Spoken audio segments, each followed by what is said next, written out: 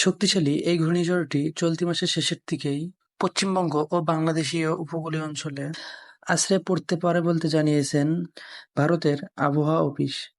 এরই মধ্যে বঙ্গোপসাগরে এই শক্তিশালী ঘূর্ণিঝড়টির সৃষ্টির খবর জানা গেছে। এই শক্তিশালী ঘূর্ণিঝড়টির নাম হলো রুমাল। এর নামকরণ করেছেন রোমান। ভারতীয় আবহাওয়া অফিসের পূর্বাভাস অনুযায়ী আগামী 20 মে দক্ষিণ বঙ্গোপসাগরে ঘূর্ণাবর্ত তৈরি হতে পারে এবং সেটি সোজা উত্তর দিকে শক্তিবর্ধন করবে এবং 24 মে এটি ঘূর্ণিঝড়ের রূপ নিতে পারে।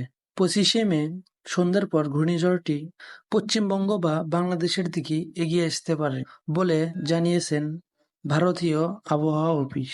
যে অ্যানালাইসিস গুলো আছে সে অনুযায়ী কিন্তু সে 26 তারিখে বাংলাদেশের উপকূলে চলে আসার আগামী পরশু দিনে